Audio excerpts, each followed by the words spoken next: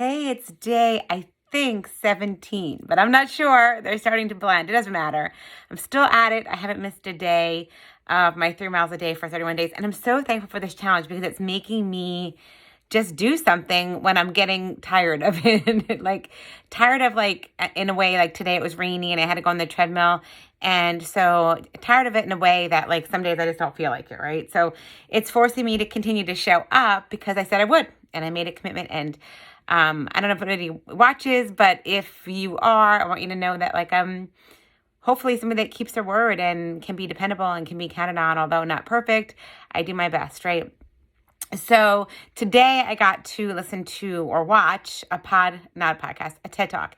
It was Jocko and he is a Navy SEAL, and I love his podcast, but he was doing this TED Talk, so I listened to it. It was about extreme ownership. And in the beginning of it, he talked about a battle that had gone bad, and now somebody had to take the blame for it. And he had to do a debriefing, and he had to be accountable for what happened. And his higher-ups wanted to know whose fault it was. And I think sometimes knowing whose fault it is to make changes and corrections are good and to learn from mistakes. But sometimes I feel like looking for somebody to blame isn't always like the right thing to do. I don't know if right is the word, but I feel like oftentimes we blame people, situations, circumstances on how our life is not going the way we want it to go. And I think that taking ownership of if your life isn't the way you like it or want it, and is what's required to make that change. And so I'm guilty of blaming COVID and quarantine for whatever, weight gain or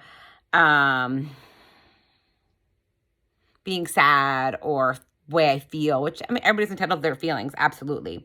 But if I gained weight, the truth is it's not because it's a quarantine. It's because I ate too much and didn't move enough, right? That's the reality. So own that. If life isn't going the way I want, if I'm not hitting my sales, like my personal, I don't have this, my company doesn't give me a sales quota, but I have personal sales quota. I have a amount of money that I want to make in a month. If I'm not hitting that, I can't blame the universe or whatever.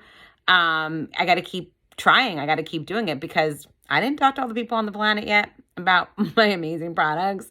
But so I think that's really important. I think so oftentimes we play victim, and that's not really going to serve us, and that's not going to serve me. So I think knowing that and owning it and saying, yeah, that's the case. And, it's my fault, and here's what I'm going to do to fix it. Because if you don't do that, if you're busy passing the buck or blaming somebody else, then you stay in that victim mentality, and then victims are powerless, and you take your power back when you own it. So yeah, sometimes things happen outside your control, but you can control how you handle it. You can control how you respond, your attitude, what you do next, your next step, right?